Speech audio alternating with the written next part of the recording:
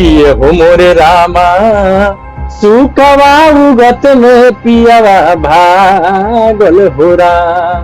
किए हो मोरे रामा सुकवा उगत में पियावा भागल हो राम। लेकिन जो मुझे करना था, इसके लिए ऑडिशन कर रहा था, उसमें मैं लगातार शॉर्टलिस्टेड हो रहा था लेकिन फाइनल नहीं हो रहा। तो बड़ा दुख हो रहा था। एक समय आ गया कि अब लग रहा है कि नहीं होगा, समय खराब हो रहा है, समय बर्बाद हो रहा है। बड़ा निराश हुआ, बड़ा दुख हो रहा था माँ की स्थिति देखकर, और अपने भी कि मुंबई में काम नहीं मिल रहा है और यहाँ ये स्थिति तो बड़ा दुखद उस समय रहा। तो लेकिन मेरी छोटी बहन है, उसी समय उसने कहा कि देखो ये सारी परिस्थितियां हैं, वो तुम ठीक तो नहीं कर सकते, इससे हम मैनेज और इसे झेल सकते हैं, इससे उबर सकते हैं और समय लगेगा, अचानक कुछ नहीं होगा। तो तुम अपना स्ट्रगल मत छोड़ो, अपनी मेहनत मत छोड़ो, तुम मुंबई जाओ। लेकिन मेरा कलेजा फट गया था जब मैं घर से बाहर निकल रहा था। मुझे याद है कि माँ करा रही थी, चीख रही थी, क्योंकि बेटा जब तबीयत खराब दूर जाता है उससे तो बड़ा वो दुख होता है। तो मुझे समझ में आ गया था कि 100% सब देने वाले हैं, सबको ये रोल चाहिए, क्योंकि मुझे पता था कि ये ऐसी सीरीज है कि मुझे जन जन तक पहुंचा देगी। अगर मैं 2 सीन भी कर जाऊंगा इसमें तो मुझे रिकॉग्नाइज कर लेंगे लोग ये सीरीज से एज एक्टर की ये कोई एक्टर है। में आप जो है अपने घर से मुंबई रवाना हुए और फिर आपको फ़ोन आता है, आपने मेहनत की, ऑडिशंस दिए कई राउंड के, उसके बाद जब आपको फ़ोन आया कि आप सिलेक्टेड हैं, आपका रिएक्शन क्या था?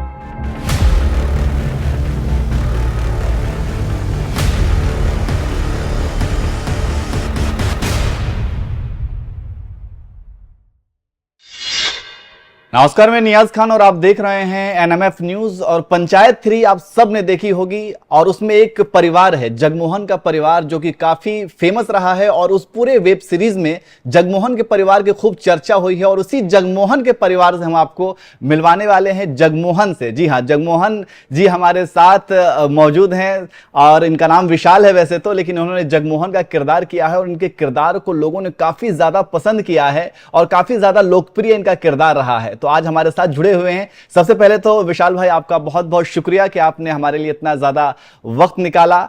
और पंचायत 3 में आपने जो किरदार किया है ना भाई, हर तरफ उसकी चर्चा हो रही है। मतलब छोटे से किरदार में ही आपको लोगों ने इतना ज्यादा नोटिस किया है और इतना ज्यादा आपको लोग प्यार कर रहे हैं और वो इतना किरदार ज्यादा लोकप्रिय बन गया है। कैसा लग रहा है? थैंक यू सो मच मुझसे बात करने के लिए और मुझे बुलाने के लिए अपने चैनल पे। बहुत प्यार मिल रहा है, बड़ा अच्छा रिस्पांस मिल रहा है। मतलब अपनी भाषा में कहूँ तो बड़ा खतरनाक रिस्पांस बा।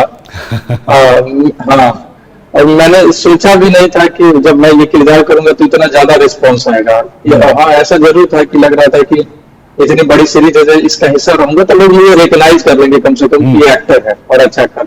लेकिन इतना ज्यादा लोकप्रियता जो है इस किरदार को मिल रही है, तो मेरे लिए तो ये सौभाग्य की बात है और बड़ा आनंद आ रहा है लोगों से बात करके, उनका मैसेज रिप्लाई करके। लगातार फोन कॉल पे और मैसेज पे ही हूं मैं, लोग उससे मिल रहे हैं, मिलने आ रहे हैं, मुंबई आ जा रहे हैं जो आसपास हैं।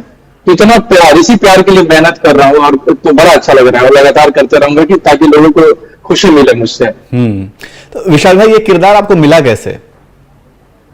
ये ऑडिशन के थ्रू मिला। अच्छा, मतलब कैसे, बड़ी कास्टिंग, कैसे आपने उस ऑडिशन को अप्रोच किया, कैसे पता चला कि पंचायत 3 का ऑडिशन हो रहा है और ये किरदार हैं? थोड़ा सा डिटेल में जरा सा बताइए। जी, ये एक कास्टिंग बे करके कास्टिंग कंपनी है, जो बहुत बड़ी कास्टिंग कंपनी है यहाँ पे, जो तमाम बड़ी फिल्मों की कास्टिंग करती है और टीवीएफ के भी बड़े प्रोजेक्ट कास्टिंग करती है। तो जो टीवीएफ चलाते हैं अनमोल आहूजा सर और अभिषेक बनर्जी सर, इसके मालिक है, उनका मैं तहे दिल से शुक्रिया अदा करूंगा और बहुत प्यार उनको कि उन्होंने मुझे ढूंढा और मुझे मौका दिया, मुझे ऑडिशन किया। उनका योगदान है, बड़ा योगदान है। तो जितना मैं उनका शुक्रिया अदा करूं उतना कम है। तो मुंबई में मैं लगातार ऑडिशन कर ही रहा था, बहुत सारे प्रोजेक्टों में यहाँ पे, तो शॉर्टलिस्टेड होता था मैं तमाम प्रोजेक्ट में। शुरुआत में तो ऐसा हुआ कि छोटे रोल में मुझे ऑडिशन किया जा रहा था, तो अच्छा करता था तो कास्टिंग वालों को लगता था कि ये अच्छा कर रहा है तो इसको बड़े रोल में भी टेस्ट किया जाए। जैसे प्राइमरी पार्ट होता है सिनेमा की, उसमें बात करेंगे तो मेन कास्ट या फिर प्राइमरी कास्ट, तो तमाम बड़े प्रोजेक्ट में मुझे ऑडिशन किया जा रहा था जिसमें मैं शॉर्टलिस्टेड हो रहा था। तो शुरुआती दिनों में तो मुझे बहुत मजा आता था कि हाँ शॉर्टलिस्टेड हो गया, ये फलाने एक्टर के साथ काम करना है, इसके साथ काम करना है, तो इस खुशी में घूमता था क्या, हाँ जो भी सीनियर मिलता है ज्यादा शॉर्टलिस्टेड हो गया हूँ और मुझे इनके साथ काम करना है, बड़ा खुश होता था। क्योंकि जो छोटे शहर से क्या है, इतना जो मुंबई में कोई किसी उसको जानता नहीं है, धीरे धीरे लोग ऑडिशन कर रहे थे और शॉर्ट लिस्टेड हो रहा था, तो बड़ा खुशी की वो होता था कि खुश। तो घूमता था मैं, यहाँ रहता हूँ मैं अंधेरी वेस्ट में, आई रोड पे दिन भर घूमता था खुशी में, क्या शॉर्ट लिस्टेड हो गया हूँ। तो लेकिन ये सिलसिला जो है चलते रहा शॉर्ट लिस्टेड का, लेकिन फाइनल नहीं हो रहा। तो लगभग 2-2.5 साल हो गए बाद, तो फाइनल नहीं हो रहा। तो फिर धीरे धीरे मुझे जो है निराशा लगने लगा, निराश होने लगा कि फाइनल नहीं हो रहा हूँ, अब फाइनल नहीं हो रहा हूँ। फिर मुझे ये भी समझ में आया कि सिनेमा है और सिनेमा की अपनी मार्केटिंग और सब कुछ लेकर सिलेक्शन होता है, किसी भी आप मेजर पार्ट करना चाह रहे हो फिल्म में या सीरीज में, तो मार्केट और बहुत सारी चीजें जो है डिसाइड करते हैं कि ये रोल कौन करेगा, केवल उसमें अभिनय ही नहीं है। तो मैं इसके साथ साथ सीखा और समझा भी कि अच्छा ये है, तो ऐसी भी चीजें होती हैं। फिर भी एक हो रहा था कि समय जा रहा है, लोग कह रहे हैं कि बड़ा अच्छा एक्टर है तू, तुम्हारे साथ काम करूंगा, बेस्ट ऑफ लक, ऐसे कहते थे।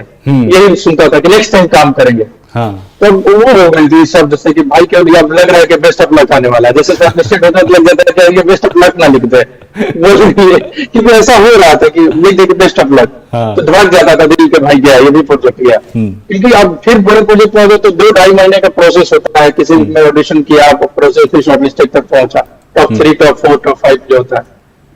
तो बड़ा निराश हो गया मैं, एक समय लग रहा था कि कोई लेना नहीं चाहता, कोई लेगा नहीं जो करना चाह रहा हूँ मैं, जैसे स्क्रिप्ट करना चाह रहा हूँ, जैसा फिल्म और सीरीज में काम करना चाह रहा हूँ। उस बीच में छोटे छोटे रोल मिल रहे थे, जैसे आयुष्मान खुराना के साथ मैंने काम किया, ड्रीम गर्ल 2 में एक छोटा सा पार्ट था, उसमें वेटर का था और बड़ा फनी सीन था। तो मैंने उसको किया क्योंकि अभिनय करूँ तो लोग उसको ट्रस्ट करें, समझे कि अच्छा एक्टर है तो इसको काम दिया जाए। तो मैं कोई मौका नहीं छोड़ रहा था, तो उसको भी किया। उसके बाद मुझे एक एड फिल्म मिला फ्लिपकार्ट का, जिसमें सौरभ शुक्ला, स्पर्श श्रीवास्तव और मैं, तो मुझे मेन प्रोटैगनिस्ट बनाया गया उस साइड का, और काफी लोकप्रिय रहा हुआ है, ट्रस्ट बढ़ा हम लोगों का। तो मैं वो भी मौका नहीं छोड़ रहा था कि सेट पे जाऊंगा, अच्छा करूंगा तो आप लोगों को अच्छा लगेगा तो मुझे रिकमेंड करेंगे या मुझसे मेरे साथ काम करना चाहेंगे, तो कोई मौका नहीं छोड़ रहा था। लेकिन जो मुझे करना था, इसके लिए ऑडिशन कर रहा था, उसमें मैं लगातार शॉर्टलिस्टेड हो रहा था, लेकिन फाइनल नहीं हो रहा। तो बड़ा दुख हो रहा था। एक समय आ गया कि अब लग रहा है कि नहीं होगा, समय खराब हो रहा है, समय बर्बाद हो रहा है।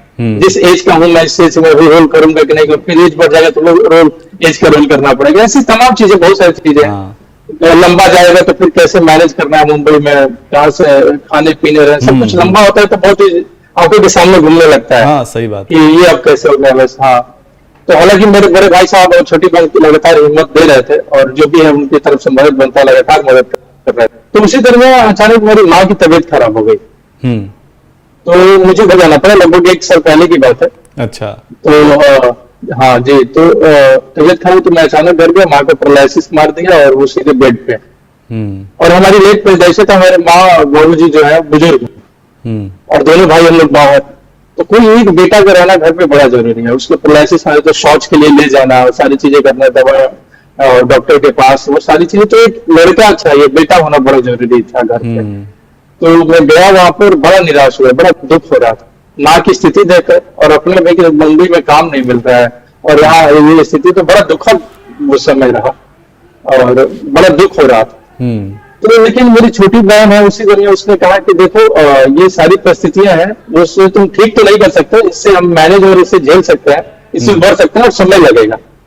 अचानक कुछ नहीं होगा तो तुम अपना स्ट्रगल मत छोड़ो, अपनी मेहनत मत छोड़ो, तुम मुंबई जाओ, क्योंकि लोग तुम्हें जानते हैं, समझते हैं, शॉर्टलिस्टेड कर रहा है, बस एक स्टेप आगे बढ़ना है तुम्हें। तो कोई एक डायरेक्टर आएगा जो बोलेगा कि ये रोल विशाल ही करेगा। तो उसने मुझे हिम्मत दिया और उसने मुझे पूछ किया और कहा कि मैं घर की सारी जिम्मेवारी जो है मैं संभाल लूंगी, मैनेज कर लूंगी, तुम जाओ, मुंबई जाओ, क्योंकि फाइनली तुम शॉर्टलिस्टेड तो हो रहे हो, ये मजाक बात नहीं है, बड़ा सीरियस और बड़े अच्छे प्रोजेक्ट में हो रहे हो। तो एक समय तो आएगा कि कोई डायरेक्टर बोलेगा कि ये रोल विशाल ही करेगा। तो इसको पुश करने से लेकिन मेरा कलेजा फट गया था जब मैं घर से बाहर निकल रहा था। मुझे याद है कि माँ करा रही थी, चीख रही थी, क्योंकि बेटा जब तबीयत खराब दूर जाता है उससे तो बड़ा वो दुख होता है। तो मैं कैसे भी कलेजे पे पत्थर रख के मुंबई पहुंचा मैं, और मुंबई पहुंचा, और पहुंचने के 15 दिन बाद ही मुझे कास्टिंग डे जो है, कास्टिंग कंपनी जो मुझे पहले भी ऑडिशन कर रही थी बहुत सारी सीरीज और फिल्मों में, तो उनकी एक बिहार से है और ऐसी सारी स्टोरी है, तो इनको इसको भी टेस्ट करना चाहिए। तो मुझे ऑडिशन भेजा गया जिसमें सचिन तिवारी भाई जो है असिस्टेंट है इस प्रोजेक्ट के, और श्रेयांश भाई असिस्टेंट है, और सरोज भाई एसोसिएट थे। इन लोगों का मैं बड़ा शुक्रगुजार हूँ। उन लोगों ने मुझे ढूंढा, मेरे पास स्क्रिप्ट भेजा और स्क्रिप्ट जब आया मेरे पास तो मैं पढ़ते ही समझ गया कि ये पंचायत सीरीज है। हम्म। तो लेकिन उनका ब्रीफ जो है शाम में रात में आना था कि आराम से बात करेंगे और ब्रीफ बताएंगे कि क्या है कैसे है। लेकिन मैं समझ गया था, तो मैं समझ गया था ये भी कि अब ये जो है 100% से काम नहीं चलने वाला है, क्योंकि इस रोल को पाने के लिए तमाम बड़े इंस्टीट्यूशन के एक्टर जैसे एनएसडी, एफटीआई, भारतीय नाट्य अकादमी, एमपीएचडी, ऐसे तमाम जो बड़े इंस्टीट्यूशन है उनके एक्टर, ट्रेंड एक्टर और मेरे जैसे जो बहुत सारे एक्टर हैं वो ऑडिशन करेंगे और कोशिश करेंगे कि ये रोल पाए।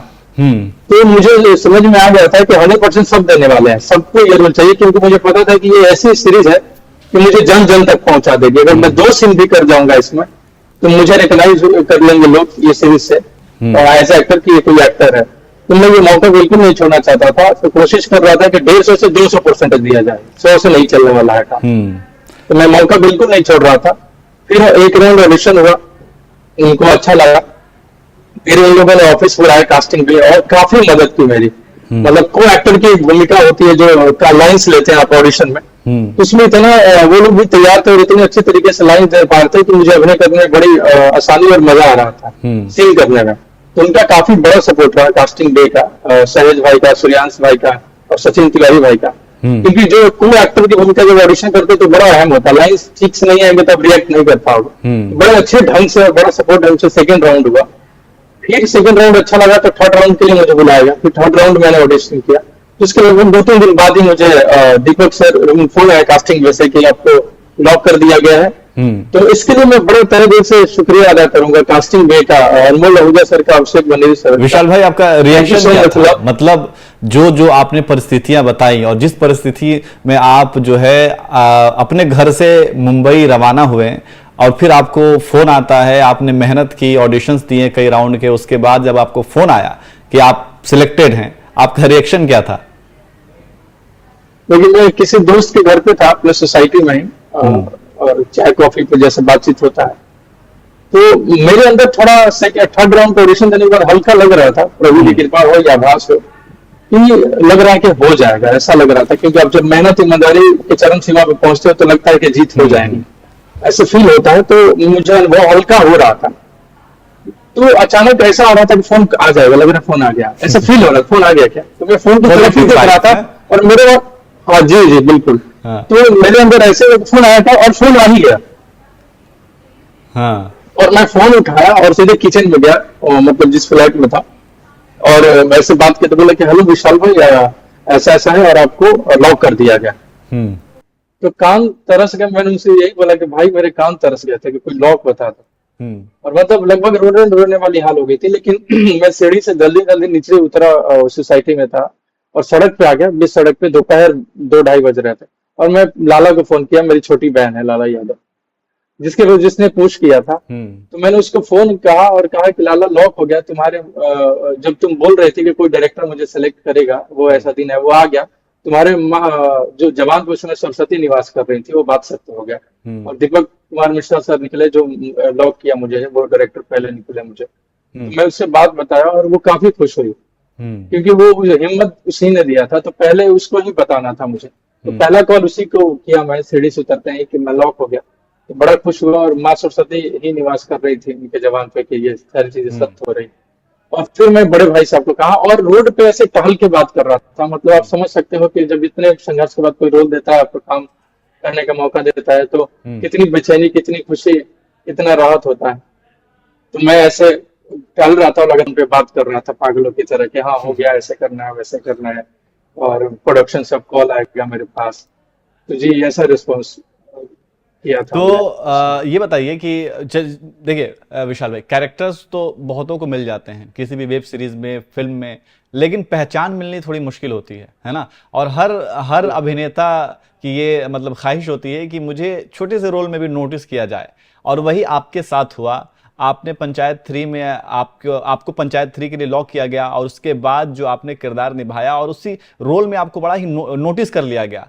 तो ये आपको उम्मीद थी कि नोटिस कर लिया जाएगा आपको? नहीं, इतनी उम्मीद नहीं थी कि इतना ज्यादा रिस्पॉन्स आएगा और इतने ज्यादा प्यार करेंगे लोग। हाँ ये जरूर था कि इतनी बड़ी सीरीज है तो एज ए एक्टर मुझे लोग जरूर जान जाएंगे, क्योंकि लोग जन जन तक पहुंचने वाली ये सीरीज है। तो मुझे इतना आभास जरूर था कि इसमें काम करूंगा तो लोग एज ए एक्टर जरूर जान जाएंगे कि कोई एक्टर है, ये पार्ट किया था, लोग ऐसे जरूर जाएंगे। लेकिन इतना ज्यादा रिस्पॉन्स आएगा, पॉपुलर हो जाऊंगा, ये सारी चीजें नहीं पता थी, बिल्कुल नहीं पता था। और मैं सेट, क्योंकि जब हम ऑडिशन कर रहे थे उस समय, तो प्रोसेस में ही होता है स्क्रिप्ट और सारी चीजें।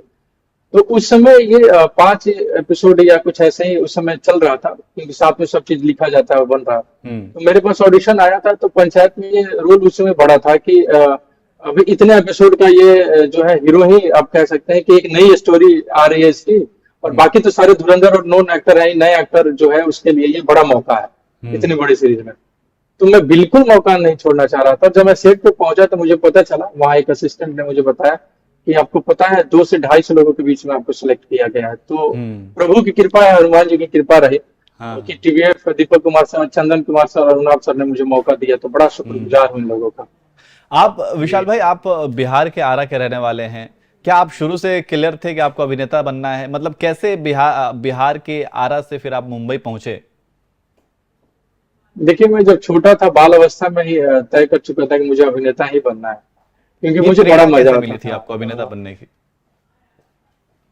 मुझे लगा इनबिल्ट है या क्या है, लेकिन मुझे पहली स्मृति जो है, मुझे याद है, वही मैं हमेशा जिक्र कर रहा हूँ, क्योंकि मुझे मेरे मेमोरी में वही है पहली स्मृति कि मैं परफॉर्म कर रहा था कब।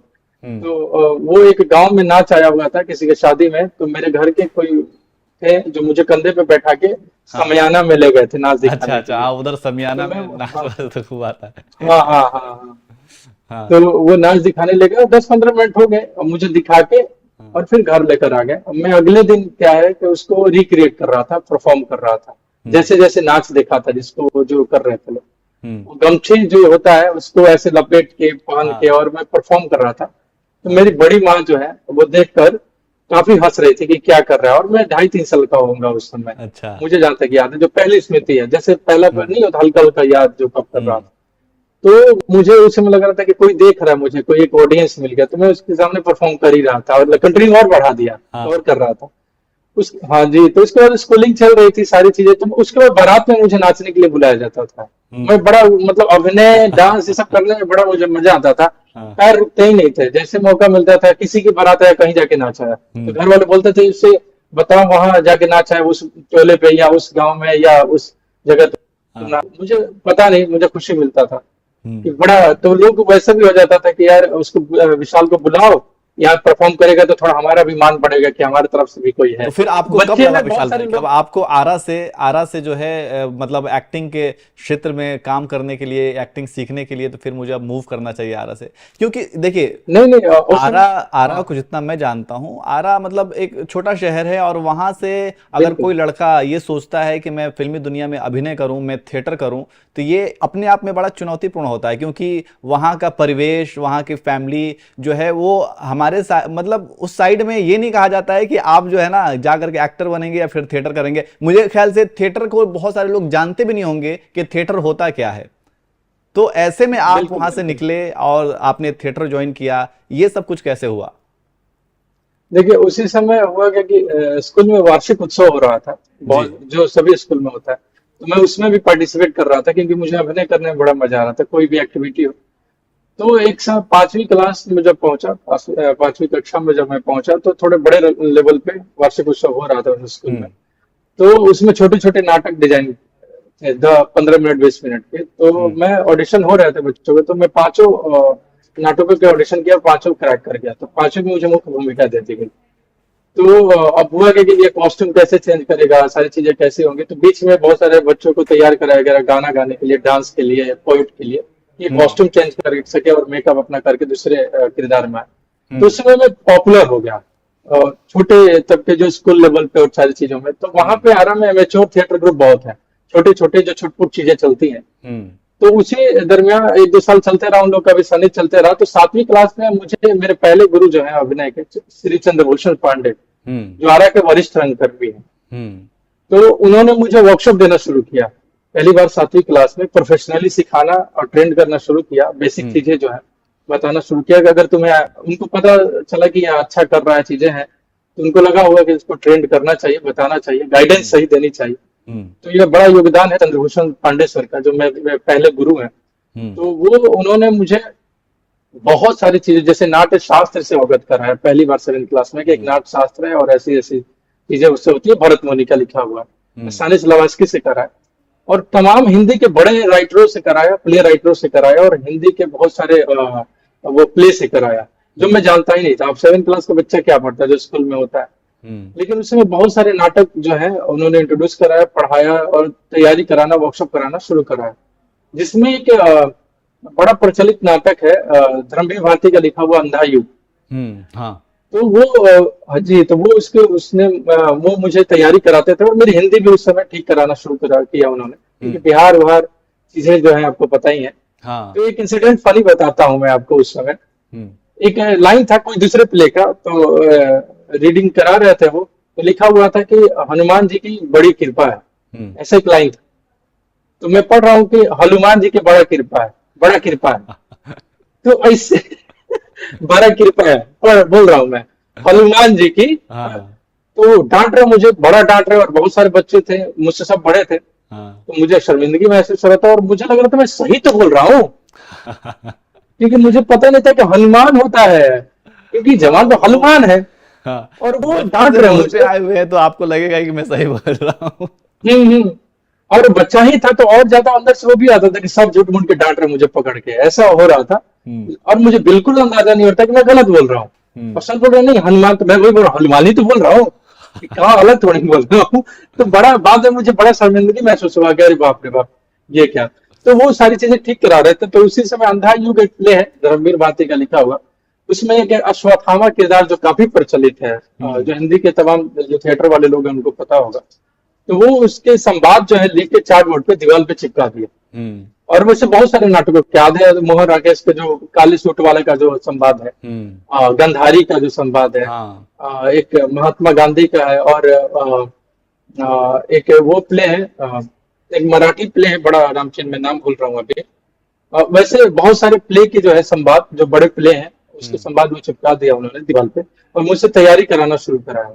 तो इसमें अश्वत्थामा जो है उन्होंने मुझसे तैयार करवाया और बहुत मैं टफ उसको होता है। खा गया, पी गया, मतलब ऐसा उसी समय मैं उसी की वजह से इंडियन मैथोलॉजी में रुझान आ गई। तो मैं मुझे महाभारत रामायण सारी चीजें जानना समझना वो हो गया, इंटरेस्ट आ गया। तो मैं किसी से, माँ से, पिताजी से, जो सीनियर जो भी मिले, जितनी कहानियां मिल जाए सुनने को, समझने को, पढ़ने को मैं लग गया और अश्वत्थामा तैयार किया और परफॉर्म करना शुरू किया। तो पहली बार तो 10 लोग ही जो बैठे थे तो मैं कर रहा था, तो लोगों को इतना अच्छा लग रहा था, क्योंकि अब छोटे शहर में लोगों को थोड़ा सा भाव भंगिमा वाली चीजें होती है, तो लगता है कि अरे कुछ बड़ा कुछ ऐसा कर रहा है।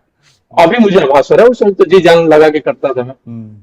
तो लोग बड़ा प्यार करने लगे, जहां लोगों को मौका मिलता था बोलते थे अश्वत्थामा को बुलाओ यार, उससे कराओ। तो वही पार्ट जो है अश्वत्थामा का स्पीच जो है वो मैं परफॉर्म करने लगा और वो प्रचलित हो गया, लोकप्रिय हो गया आरा शहर में कि भाई ये अश्वत्थामा जो है बड़ा अच्छा करता है लड़का, बुलाओ। तो विशाल यादव अश्वत्थामा हो, भले वो एलिट क्लास है और ज्यादा इंटरेस्ट ले रहा था जो वो है। और छोटे वाले को तो ऐसा और लगता था कि ये कुछ अलग कर रहा है, चिल्लाता है, चीखता है, तो उसमें आनंद ले रहे थे। हाँ, तो फिर उसी दरमियान मेरे कानों में ये डाला जा रहा था कि अगर तुम्हें बड़ा एक्टर और अच्छा एक्टर बनना है, ठीक ठाक करना है, तो तुम्हें ठीक से ट्रेनिंग तो लेनी है, मंडी हो जाना पड़ेगा।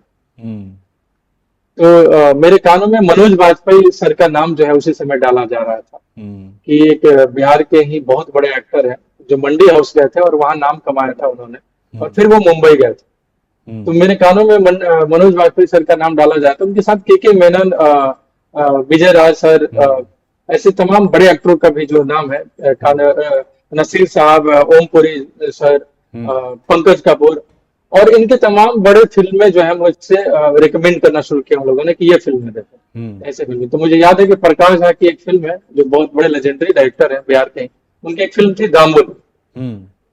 तो मैं देखकर चकित रह गया कि ये क्या फिल्म है, तो एकदम बिल्कुल मेरे समय, मेरे आसपास है वही चीजें उधर हो रहा है फिल्म में। क्योंकि मैं बचपन से अमिताभ बच्चन का फैन था और चीजें उनकी कॉपी करता था, शाहरुख खान की, बहुत सारे एक्टरों के। तो कमर्शियल प्रभाव था, शोले फिल्म का पहला प्रभाव था कि ट्रेन वाला सीक्वेंस नहीं बोल पाऊंगा मैं, किसी के गोद में सोया था वो फिल्म देख रहा था मैं, वही सीक्वेंस देख पाया था। तो फिर मेरे कानों में डाला जा रहा था कि ऐसे चीजें देखो, पढ़ो, समझो, और मंडी हाउस जाना पड़ेगा तुम्हें, क्योंकि हिंदी थिएटर का सबसे बड़ा जगह है, तो वहां तुम्हें जाना पड़ेगा, सीखना समझना पड़ेगा। तो बस मैं वेट ही कर रहा था कि कब 12th का एग्जाम खत्म हो, कब 12th पास करो और मैं मंडी हाउस पहुंचू।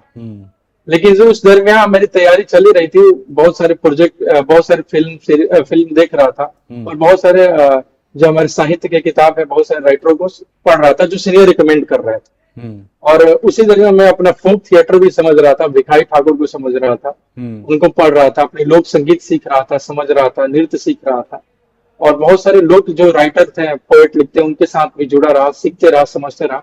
निरंतर प्रयास जो था और सीखने समझने का चल ही रहा था।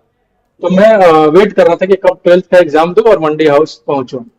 12th का एग्जाम दिया हूँ, रिजल्ट भी नहीं आया था, मैं मंडी हाउस आ गया, मंडी हाउस पहुंच गया। जी। तो वहां पे मंडी हाउस में आपने कितने साल तक किया थिएटर? लगभग 3.5-4 साल था मैं वहां पे। अच्छा, उसके बाद फिर आप मुंबई चले गए? हाँ हाँ। कौन से साल में गए आप? मैं गया हूँ 14 में। अच्छा, 2014 हाँ। में आप मुंबई चले गए? नहीं नहीं, 14 में दिल्ली गया, उससे मतलब आप एग्जाम देकर उसका अच्छा 12th का, और पहुंच गया मैं। हाँ अच्छा अच्छा, आप मतलब वहां से फिर हाँ। दिल्ली आए, वहां पे आपने थिएटर किया, फिर दिल्ली, मुंबई आप कौन से साल में गए? देखिए पहले दिल्ली में हुआ क्या कि मेरे होम टाउन के जो मंडी हाउस रिटर्न बहुत सारे सीनियर एक्टर थे जो गए अभिनय कर रहे थे वहां पे, फिर बहुत सारे नौकरी पेशा में हो गए और चीजें हो गई। तो उन लोगों ने मुझे बताया कि मंडी हाउस जाओगे तो तुम्हारा बेसिक क्लियर है, तो महेंद्र मेवाती करके एक एक्टर है अच्छा अच्छा, हाँ। जो बड़े, हाँ, कमाल के एक्टर। तो मैं उनके पास गया, उनके सानिध्य में रहा। तो मेरे हिसाब से भी जब मैं पहुंचा था मंडी हाउस में, तो उनसे बड़ा एक्टर कोई हिंदी रंगमंच का नहीं था।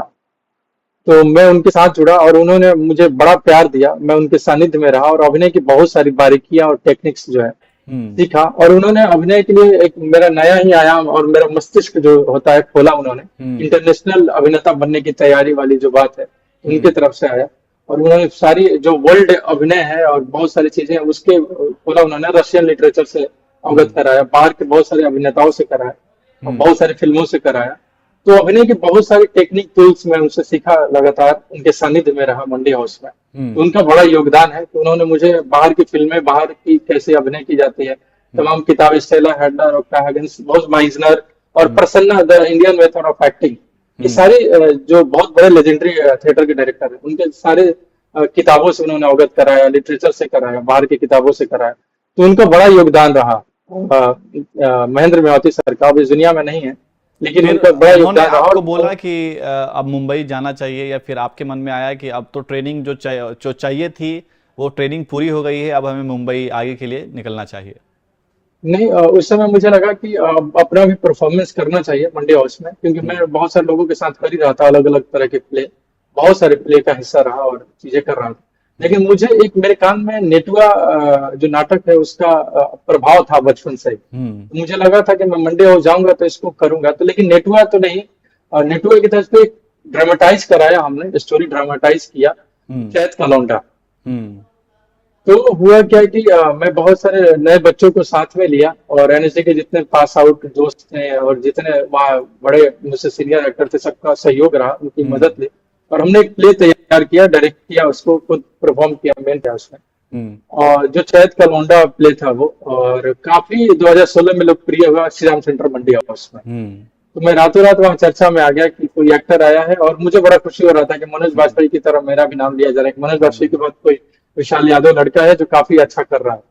तो मुझे ये भी पता था कि उस समय जब मंडी हाउस में था तो बहुत सारे ऐसे प्ले हो रहे थे जो मोनोटोनस हो रहा था, बहुत दिन से यही मुझे लग रहा था कि यही प्ले चल रहे हैं। तो नया रस चाहिए लोगों को, देशज भाव में भी चाहिए, क्योंकि वो सारे मैं प्ले कर ही रहा था, उसमें बहुत अलग अलग प्ले कर रहा था, सबका हिस्सा था। तो मुझे अनुभव हो रहा था कि यही समय है, एक नया रस दिया जाए मंडी हाउस को।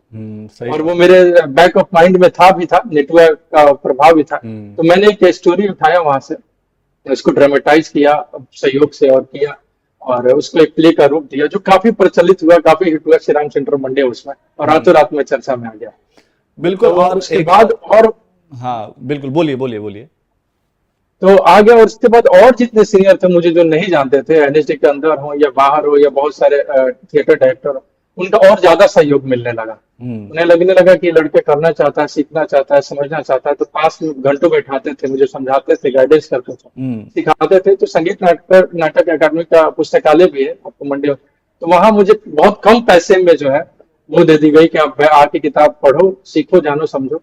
तो मैं दोपहर में ही पहुंच जाता था 12 बजे के आसपास। ठंडा पानी भी वहां भरने को मिल जाता था, और ठंडा पानी का बोतल। और वहाँ गर्मी के दिनों में राहत भी होता था कि आप पुस्तकालय में बैठे तो एसी भी चल रहा है। तो उनका बड़ा योगदान है, गवर्नमेंट का भी, क्योंकि कितने थिएटर एक्टर को सपोर्ट करते हैं वो लोग। सही बात है। तो जैसे तमाम किताबें भी पढ़ पा बिल्कुल। रहा था मैं। और एक और बात तो आपने बिल्कुल सही कहा विशाल भाई कि मतलब एक आर्टिस्ट को क्या चाहिए, सिर्फ उसको मतलब लोग कुछ अप्रिशिएट कर देते हैं, और आखिर में जब वो स्टेज पे परफॉर्मेंस करता है और जब आखिरी में इंट्रो उसका कराया जाता है और जब लोग तालियां बजाते हैं तो वही उसकी कमाई होती है। या फिर जो डायलॉग बोल रहा होता है और उस डायलॉग पे जब तालियां बजती हैं तो उसे ऐसा लगता है कि उसने कुछ कमाया है। तो एक आर्टिस्ट की कमाई यही है, उस चीज़ को मैं समझ सकता हूँ। और दूसरी बात यह है कि देखिए, डर तो लगता है अगर आप कोई चीज़ परफॉर्म कर रहे हैं, स्टेज पे जाने से पहले भी थोड़ा सा दिल धक धक करता है, और उसके बाद आप चले गए फिर कैरेक्टर में ढल गए, वो उसके बाद वो सारे डर खत्म हो जाते हैं, लेकिन जाने से पहले थोड़ा सा डर तो लगता है। ठीक उसी तरीके से जब आपने पंचायत 3 में जब कैमरा खुला और एक्शन कहा गया तो क्या आपको डर लगा, थोड़ा सा दिल धक धक किया? एक्शन के समय तो नहीं लगा, लेकिन एक बात तो जरूर था कि मैं नर्वस था, क्योंकि मेरा पहला दिन पहला शूट रघुवीर यादव सर के साथ था, नीना मैम के साथ। Neena ma'am legendary actor. रघुवीर यादव सर का तो वो है कि मेरा ड्रीम कम ट्रू वाली बात है कि भगवान के साथ ही आप काम कर रहे हो। क्योंकि अभिनय जब मैं जानना समझना सीखना शुरू किया तो मनोज वाजपेयी सर को एडमायर कर रहा था, तो वो रघुवीर यादव सर को कर रहे थे। मैं उनकी जबान से सुन रहा था, उनके वो बात कर रहे थे रघुवीर यादव सर। मैं उनकी भी बहुत सारी फिल्में और सीरीज, तो एक उनकी मुंगेरी लाल के हसीन सपने करके एक सीरीज दूरदर्शन पे आता था, शायद प्रकाश झा सर ही डायरेक्टर थे। तो मैं उनको भी देखना शुरू किया और उनके बहुत सारी फिल्में जो है देखना शुरू किया। मैं बहुत प्रभावित था उनसे। तो मंडी हाउस में भी, अगर मंडी हाउस के लोग हैं तो उनको पता होगा कि एनएसडी या बहुत सारी संस्थाएं जो है रघुवीर यादव सर को बुलाती थी वर्कशॉप करने के लिए, 5 दिन 3 दिन 4 दिन गेस्ट फैकल्टी के ही रूप में। तो मेघदूत हो या बहुत तरह से थिएटर है वहां पे, जहाँ पे वर्कशॉप करते थे, तो हम लोग भी पीछे बैठकर सुनते थे उनको दूर से, और मन में सोचते थे कि किसी दिन इनके साथ काम करने का मौका मिले, इतने बड़े एक्टर हैं। तो वो मेरे लिए ड्रीम कम ट्रू वाली बात थी कि, लेकिन पहला दिन पहला ही शॉट सुबह 7 बजे कॉल टाइम है और मेरा शूट जो है रघुवीर यादव सर के साथ था। लेकिन इस प्रोजेक्ट में बहुत बड़े एक्टर और बहुत मजे हुए एक्टर हैं, सबने प्यार किया, सबके साथ बहुत मजा आया, और बड़ा वो लकी मानता हूँ अपने आप को। तो लेकिन पहला दिन जब मैं पहुंचा थोड़ा नर्वस था कि रघुवीर यादव सर हैं। तो सर खड़े थे, मैं अपनी गाड़ी से उतरा और गया, तो रघुवीर यादव सर ने बोला कि हाँ हाँ यादव जी आइए करते हैं। तो उनका इतना सहज भाव था मेरे प्रति और इतना अच्छा लगा कि मैं बिल्कुल सहज हो गया। और हम लोगों ने काफी इंजॉय करके वो सीन शूट किया, जो आप वो सीन देख रहे होंगे, बाइक से गिरते हैं और मैं दौड़ के जाता हूँ। तो थोड़ा सा नर्वस था, लेकिन उसके बाद इतने बड़े एक्टर हैं, कोई एक्टर को इतना वो सहयोग करते हैं वो लोग, ये सारी चीजें आसानी से हो जाती है। तो मेरे लिए तो बड़ी बात थी कि रघुवीर यादव सर के साथ पहला शॉट कर रहा हूँ, मैं दे रहा हूँ। चलिए विशाल भाई, आपने तो बहुत कुछ बताई चीजें, लेकिन ये बताइए कि अभिनय के अलावा भी आपको कुछ पसंद है, कुछ करना? देखिए, अभिनय के अलावा मुझे फोक गायन में बड़ा मजा आता है, मैं गुनगुनाते रहता हूँ, लोकगीत आता है। तो अभिनय से, हाँ लोकगीत भी, क्योंकि मैं जो माँ से सुना हूँ वो गाता हूँ, कहीं चला जाऊं, दुनिया के किसी भी कोने में रहूं, किसी जबान में काम करूं, लेकिन मुझे जो आता है वो गुनगुनाते रहता हूँ, जो बचपन में सुना हूँ। एक थोड़ा सा गुनगुना करके सुना दीजिए।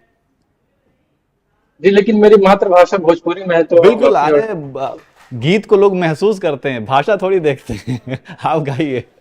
तो चलिए मैं सुना देता हूँ। एक भिखारी ठाकुर का यहाँ मतलब भोजपुरी के शेक्सपियर कहे जाते हैं, नाटककार है, बहुत बड़े नाटककार। तो उनका एक विदेशी नाटक है, उसका 2 लाइन मुझे याद आ रहा है, तो मैं सुना देता हूँ। मेरे कानों में वो गूंजता रहता है हमेशा। अरे पिया कहले बहरा जाई, कुछ दिन में लौट के आई, ए हो मोरे रामा, ए हो मोरे रामा, किए हो मोरे रामा, सुकवा उगत में पियावा भागल हो राम, किए हो मोरे रामा, सुकवा उगत में पियावा भागल हो राम। ये उनका है। क्या बात है, मतलब आपके सुर भी जबरदस्त हैं। आप मतलब आप हिडन टैलेंटेड, आपने बहुत सी चीजें रखी हुई है, हिडन टैलेंट जो है आपके अंदर। देखिए, मैं समझ रहा था कि अगर मुझे एक्टिंग करना तो थोड़ी सिंगिंग भी आनी चाहिए, डांस भी आनी चाहिए। तो बिल्कुल उसकी वजह से बिल्कुल। और मुझे बड़ा मजा आता है जी। तो चलिए फिर बहुत सी आपने बातें की हमसे, आपने बहुत सारी चीज़ें आपने बताई और उम्मीद करता हूं कि आगे भी हम लोग ऐसी बात करते रहेंगे और आगे भी आपको बहुत सारे प्रोजेक्ट मिलें। और मुझे ऐसा लग रहा है कि एक आखिरी सवाल से चलिए ख़त्म करते हैं कि क्या पंचायत 4 में आपको क्या लग रहा है कि पंचायत 4 में भी आप काम करने वाले हैं?